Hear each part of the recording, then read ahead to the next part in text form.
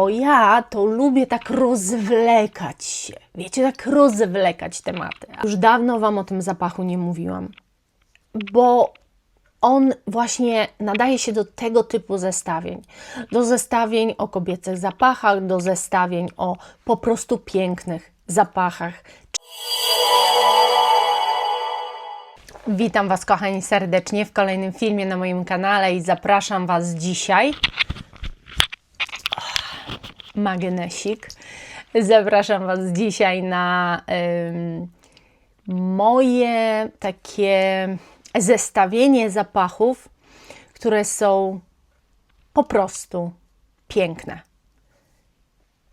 Bez względu na upodobania, są po prostu czysto piękne. I na takie zestawienie serdecznie Was zapraszam. Posłuchajcie, co mam Wam do zaproponowania. Jak się domyślacie, musiały być jakieś kryteria. No bo żeby ustalić takie zestawienie i wybrać takie zapachy do takiego zestawienia, potrzebna jest jakaś kategoryzacja, ustanowienie jakichś kryteriów. Dlaczego ten zapach akurat w takim zestawieniu powinien się znaleźć? Jest to jedno z najtrudniejszych zestawień, jakie można zrobić, dlatego że można je rozumieć jako takie zestawienie zapachów do kupna w ciemno. Można takie zestawienie zrozumieć jako taką zachętę do tego, żeby sprezentować komuś w ciemno taki zapach bez wcześniejszej konsultacji. To nie do końca tak jest, ponieważ jak już sobie ustaliliśmy, to jest zawsze subiektywne odczucie. Ja ustaliłam sobie kryterium, mianowicie takie. Zapach nie może być za słodki, aczkolwiek uważam, że jeden słodki dosyć zapach się tu znalazł. Uważam też, że jakaś słodycz w większości tych zapachów występuje, ale nie może ona być przytłaczająca, lukrowa, gourmandowa, żadna z tego typu, wręcz takich oblepiających słodkości, nie mogły się takie zapachy tutaj znaleźć. Drugie, musi to być kompozycja przeze mnie sprawdzona na kilku co najmniej osobach i taki rachunek sumienia, że faktycznie nigdy te kompozycje nie spotkały się z absolutnie nawet jedną negatywną opinią i że wszystkie te kompozycje zawsze, ilekroć kogoś nie pytałam, były oceniane jako piękne i przyjemne. Trzecie kryterium to było taka ulotność, taka swoista świeżość, bez dominanty jakiejś konkretnej. To musiały być zapachy, które nie mają w sobie takiego pierwiastka, do którego ktoś mógłby się przyczepić. Na przykład nie ma według mnie w żadnym z tych zapachów żadnej soli. Nie ma też, moim zdaniem, w żadnym z tych zapachów jakichś takich dziwnych, ziemistych nut, które mogłyby sprawiać pewien kłopot niektórym. Raczej są to lekkie i naprawdę przyjemne kompozycje. I na te zestawienie już Was zapraszam, zaczynamy, więcej nie przedłużam, bo ja to lubię tak rozwlekać się, wiecie, tak rozwlekać tematy, ale nie, zaczynamy. I od pierwszego, jakiego zaczynam, to jest mój najnowszy zakup i oczywiście na sklepie już możecie go wypróbować i to jest Kilian Rolling in Love. Ja myślałam, że to będzie czerwona buteleczka, bo generalnie wszędzie zobaczycie czerwone buteleczki, ale to jest biała, bo to jest refill. I ten zapach jest po prostu cudowny. Ten zapach, jeżeli ja miałabym ubrać go w słowa, to oprócz tego, że jest to waniliowiec, ale wanilia w Kilianach, bo jeszcze o drugim Wam powiem, jest czymś totalnie innym niż to, co macie w mainstreamach na przykład. To jest, słuchajcie, wanilia podana na bardzo kobieco i nie za słodko. Jest jakaś słodycz tego zapachu, ale ta słodycz jest tak zbalansowana, żeby podkreślać kobiecość. Zapachy Kiliana, muszę Wam powiedzieć, że są nieziemsko kobiece, są nieziemsko piękne. Tu się nie wyodrębnia raczej jakiś nut, one są po prostu idealnie zblendowane. Ale to, co mogę Wam powiedzieć, ta kompozycja jest generalnie kwiatowa, przepiękna. I ja tu widzę kobietę z perłami i w koronkach. Po prostu mam ten obraz przed oczami. Czysto piękny zapach, taki, który możecie założyć wszędzie i być odbieranym po prostu cudownie. Polecam.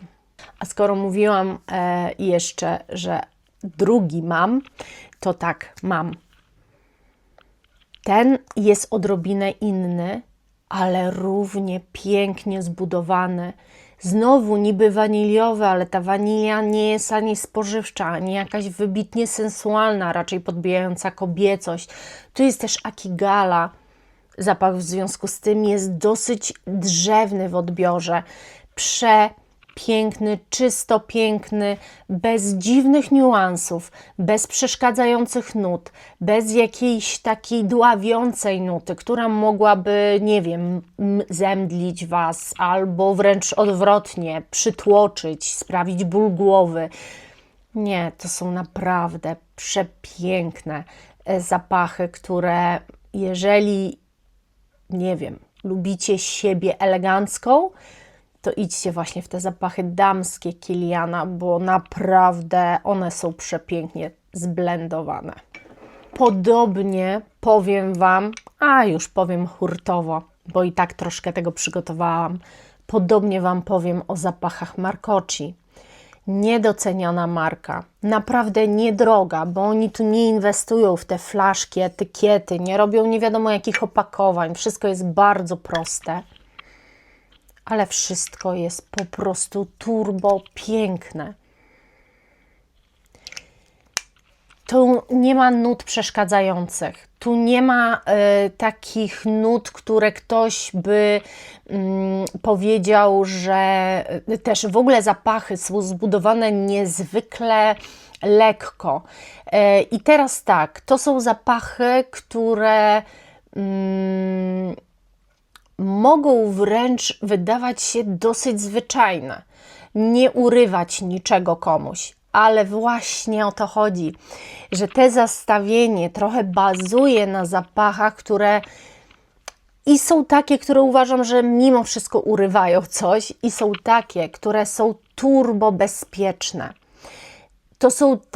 To jest taki trochę też temat zahaczający o tak zwane comfort scents, czyli o takie zapachy totalnie bezpieczne, gdzie nikt nie będzie się w Waszym towarzystwie źle czuł, gdzie nikomu nic nie będzie przeszkadzało, gdzie zechce w Waszym towarzystwie spędzić dłuższą chwilę.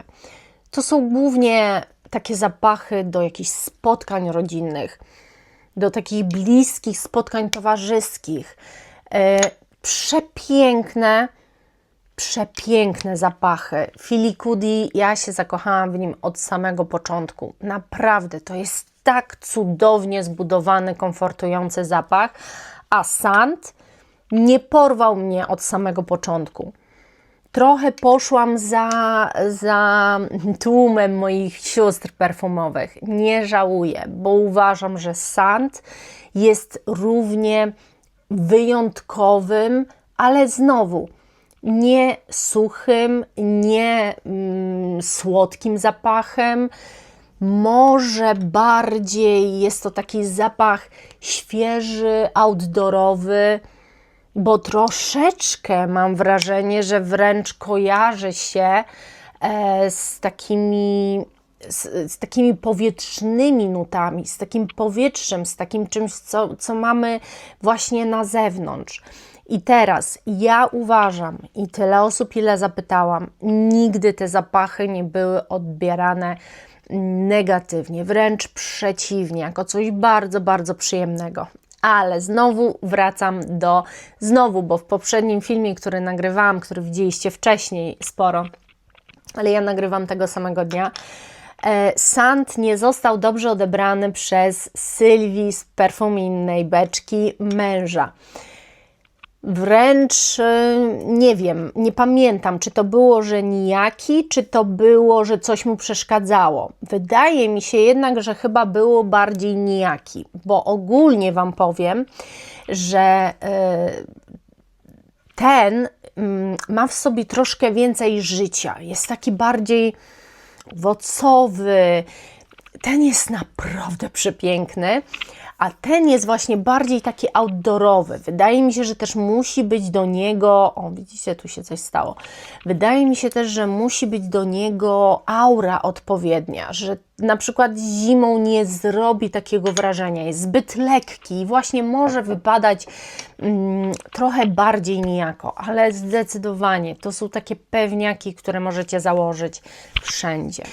Zdecydowałam się Wam pokazać ten zapach. Zdecydowałam się, dlatego że uważam, że to jest też zapach, który bardzo się podoba otoczeniu. Niezwykle. A mam na myśli The Kingdom for Women z Latafy. To jest ten ślubniak, podobny zapach do tego ślubniaka od Kajali.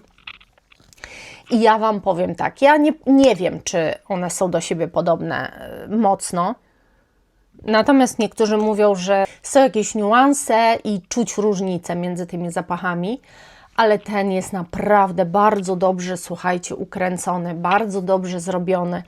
Jest tak niezwykle kobiecy, takie 300% kobiety, naprawdę się nadaje ten zapach na ślubny, turbo piękny zapach, to jest znowu waniliowiec. Ale no ma coś w sobie tak nieziemsko, kobiecego i pięknego, że jest odbierane wybornie. Naprawdę i przez kobiety, i przez mężczyzn cieszy się powodzeniem. Pytają, co to jest. Naprawdę ślicznie zrobiona kompozycja. Nie ma się czego doczepić. Już dawno Wam o tym zapachu nie mówiłam, bo on właśnie nadaje się do tego typu zestawień. Do zestawień o kobiecych zapachach, do zestawień o po prostu pięknych zapachach, czysto pięknych. I Mise en Cire Treasure jest takim zapachem. Ja z tej marki mam dwa zapachy. For Your Love i Treasure. I For Your Love przez to, że ma ten niuans bakaratowy, no jest raczej zapachem bardziej przeszkadzającym niż nie. Ale Treasure jest świetnie odbierany. On ma piękne, fantastyczne parametry, ale też nieprzyduszające, ponieważ to, jak ten zapach jest zbudowany, on nie przydusza, on nie robi dziwnej aury, jakiegoś takiego mocarza, który mógłby kogokolwiek zmęczyć. Pewnie ktoś się znajdzie, może gdzieś, kto powie, że jakiś migrenowy, ale tak można powiedzieć o każdym zapachu prawie. Jest niewiele zapachów tak naprawdę, które, jeżeli ktoś jest migrenowcem, to nie przysporzy Was o migrenę. Ale no to, jak ten zapach pachnie, on jest czysto piękny.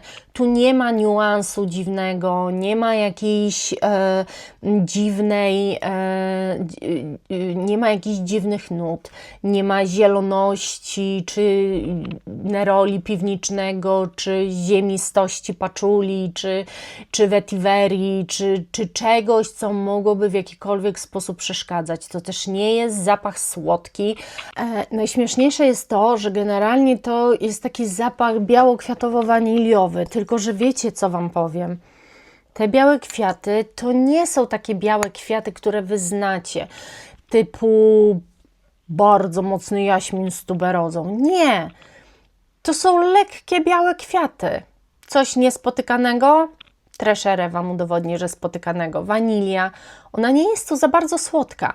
Ona niby jest, ale ona robi taką poduszkę dla tych kwiatów. Powoduje też, może tak myślę, że te kwiaty właśnie nie są przytłaczające, tylko są bardzo, bardzo lekkie.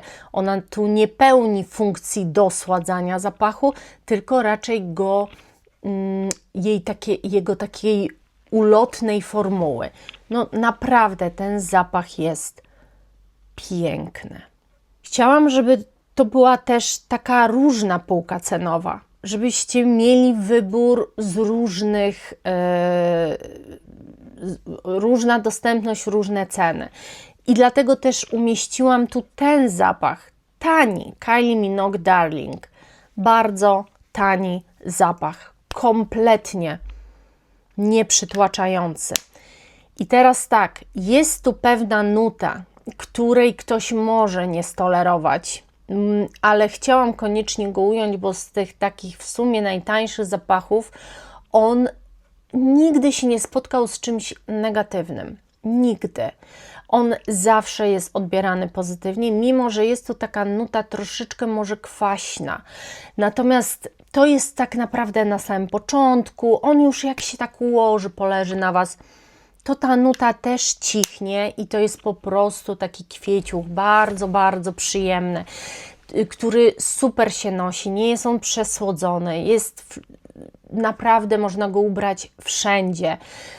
Ja mam wrażenie, że ten zapach też w sumie jest niedoceniany, no bo z drugiej strony jest pełno zapachów i na pewno Wy mi też całą listę możecie zaproponować takich zapachów, które są czysto piękne, bo wiecie, to jest nie sztuką zaproponować pół mainstreamu. Dla mnie na przykład mainstream jest robiony dla mas, natomiast nie wszyscy z tej masy lubują się w tych słodkościach, które mainstream nam serwuje. Nie każdy lubuje się w Jean-Paul Gaultier, nie każdy lubuje się w takich mocarnych zapachach typu Mugler, nie każdy też lubuje się na przykład w zapachach pudrowych. Tutaj takich nie ma, dlatego że wiem, że społeczność się dzieli na tych, co kocha zapachy pudrowe i na tych, co nie za bardzo za nimi przepada. To są bardziej takie kompozycje pewne, takie, które po prostu nie powodują dyskomfortu ani osobie, która go nosi, ani osobie, która z tą osobą przebywa. Postanowiłam też tutaj wciągnąć właśnie Rosa Moceniga od The Marchand of Venice. Bo ilekroć tego zapachu nie mam na sobie, to zawsze słyszę, że co to za piękny kwieciuch, tak jakby właśnie się otwierało kwiat róży i na tych płatkach tej róży pojawiła się rosa, że tak właśnie pachnie ten zapach. Dokładnie to jest róża pachnąca z tą rosą na tych płatkach, bardzo lekki zapach. Kompletnie nie mdlący, ponieważ no, zapach róży ogólnie też nie jest zapachem mdlącym. Czasami jest podana na mydlano, ale to nie jest ten przypadek, to jest dosłownie ta róża, która jest na tym krzaku i która się właśnie otwiera. Naprawdę zapach jest przepiękny, czysto, powtarzam, piękny. Ostatnio ciągle Wam o tym zapachu mówię, ale ja po prostu nie mogę inaczej. Ja ciągle Wam o tym zapachu mówię, bo ja dawno tak czysto pięknego zapachu nie kupiłam. Raczej kupuję już takie, które mnie porywają. I ten zapach też mnie porywa, ale właśnie w taki inny sposób, w taki sposób nieprzekombinowany. Mam na myśli oczywiście Cadel Brume de Mai. Przepiękny zapach łąki w maju, gdzie już te słońce się pojawia. No, dla mnie jest to kwintesencja wiosny. Jeżeli jeszcze nie znacie, to zapraszam, bo połowę flakonu to już Wy głównie wykupiliście. Takim przepięknym drogim, ale fantastycznie sporządzonym kompozycyjnie zapachem jest też zdecydowanie Rose Cherie od Guerlain La Merciere. Powiem Wam, że czy to jest subiektywne, czy obiektywne nie ma prawa być, ale biorąc pod uwagę oceny innych, to ten zapach zdobywa zawsze 10 na 10. Ten zapach nie spotyka się absolutnie z żadnymi negatywnymi ocenami, negatywnymi myślami. Zawsze jest komplementowany in plus. Zawsze, kogo bym nie zapytała, otrzymuję informację, że jest to coś super pięknego. A jak mówię im, że to jest zapach różany, to zawsze podnoszą powieki ze zdziwienia, bo jakby róża ludziom kojarzy się jednak albo z mydlanością, albo z dżemowością, z czymś takim intensywnym, co dominuje cały zapach. A tu nie. Ten zapach też się tutaj musiał znaleźć. Musiał, nie musiał, ale się znalazł. Dlaczego? On jest chyba taki najbardziej wyjątkowy w sumie z tego zestawienia, bo Nichane Tempfluo to jest zapach, który jest bardzo specyficznie połączony. Bo z jednej strony czujecie, że ten zapach siedzi na drzewie, na takiej drzewnej bazie. Z drugiej strony niby przebija się odrobina słodyczy połączona z cytrusami i ten miks daje bardzo dziwny, nie wiem, czy umiem to nazwać, chyba nie potrafię jeszcze tego nazwać. Tu się nie wyodrębnia poszczególnych nut, tu czujecie zdecydowaną bazę drzewną, ale cytrusowość jest z czymś słodkim tak pomieszana, że macie wrażenie, jakby ktoś niezwykle inteligentny utworzył kompozycję, która jest piękna, czysto piękna, ale też intrygująca. To jest jedyny tak naprawdę zapach z tych wszystkich, który bardzo intryguje. Niesamowicie. Te połączenie jest takie aż tak dziwne, tak nie do okiełznania i tak nie do opisania, że aż intryguje. I nie intryguje tylko mnie. On naprawdę intryguje ludzi. Cudowny jest ten zapach. Po prostu piękny. Zastanawiałam się, czy ten zapach tu ująć, ale no, ja go odbieram inaczej niż nuty na to wskazują. I tak sobie pomyślałam, że według mojej subiektywnej opinii on po prostu się tu musi znaleźć. To był zakup w ciemno, ale ja po prostu uwielbiam ten zapach. I to jest znowu róża, Rose Apricot Toma Forda. Powiem Wam tak, nie wiem z czego to wynika, bo generalnie zdecydowanie paczulę tu czuć. Czuć ten paczulowy, ziemisty wydźwięk. I czuć różę. Zdecydowanie czuć różę. Róża tutaj mówi takim barwnym głosem, ale jako kwiat. Nie jako przetworzona róża na mydło, czy jakaś inna, dosłodzona, dżemowa, po prostu jako kwiat. Ale to, co chcę Wam powiedzieć, to on na mnie, kiedy ja go mam na sobie, zawsze spotyka się z ogromną ilością komplementów. Z ogromną ilością komplementów, dlatego że on na mnie się układa i nie wiem, co za to odpowiada, dosyć landrynkowo później. On po 2 godzinach robi się taki przyjemnie słodki, nieprzesłodzony, bo landrynki wiem, że Wam się kojarzą z takim lepiącym się cukrem, ale to nie o to chodzi. Chodzi o to, że ta róża staje się jak ta landrynka, leciusieńko dosłodzona, ale nie jak dżem, tylko właśnie jak landrynka, jak coś rozpuszczającego się pod wpływem śliny, co zaczyna się rozwadniać, przestaje być takie słodkie, ale jednak ten posmaczek jest. I tak się układa na mnie ten zapach. myślę, że nie na każdym się tak będzie układało, więc to nie jest bezpieczny wybór. Ale jeżeli tak jak na mnie, to jest to zapach czysto piękny. Chciał, nie chciał, trochę jednak róża rządzi. Ale tylko i wyłącznie ta kwiatowa, bo tylko ta jest takim pewniakiem. Róża daje Wam trwałość. Jak jedna z Was powiedziała, kiedyś Małgosia napisała, że różane zapachy, jak są różane, to są trwałe, bo róża daje ogromną trwałość zapachowi. Wydaje mi się, że coś w tym musi być, a ja Wam przedstawiam Le Parfum de Rosine Ballerina Number 2. Ja Wam powiem, że to jest cudowny, coś tutaj nawet popisałam po flakonie, to nic, da się to zmyć. To jest przede wszystkim cudowny zapach kwiatowy. Jest on różany też, ale przede wszystkim kwiatowy, zbiór różnych kwiatów. Bardzo komfortujący, bardzo bezpieczny, bardzo sprawdzony, bardzo dobrze odbierany, niezwykle kobiecy. Nie ma tu żadnego ale. Nie ma tu nic przesłodzonego, nie ma tu dziwnych kwiatów, nie ma tu jakiejś dziwnej ostrości, nie ma tu nic kanciastego. To jest bardzo opływowy zapach. Niezwykle, niezwykle piękny.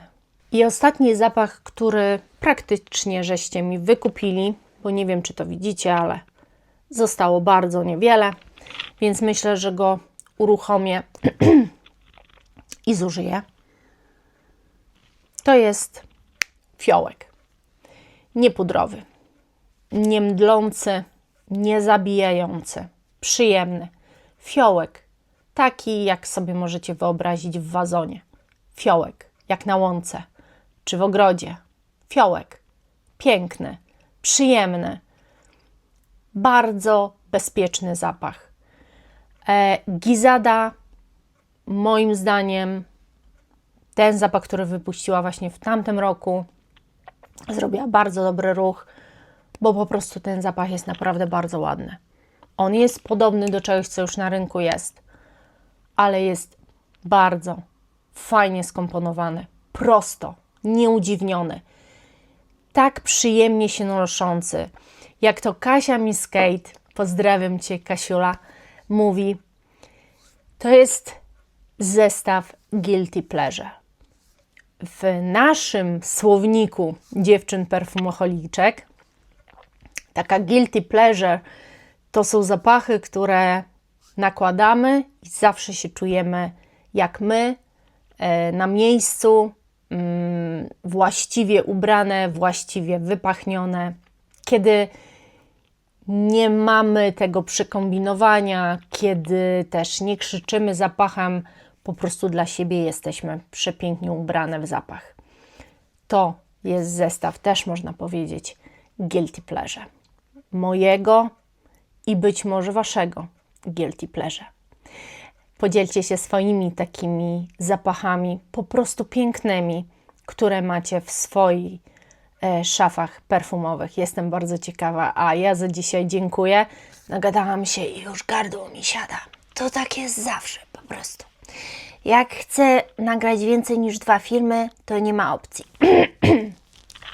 To nie ma opcji, bo właśnie już nie mogę mówić. Idę, zrobię sobie obiad i Wam życzę smacznego, chociaż nie, Wy to oglądacie po południu.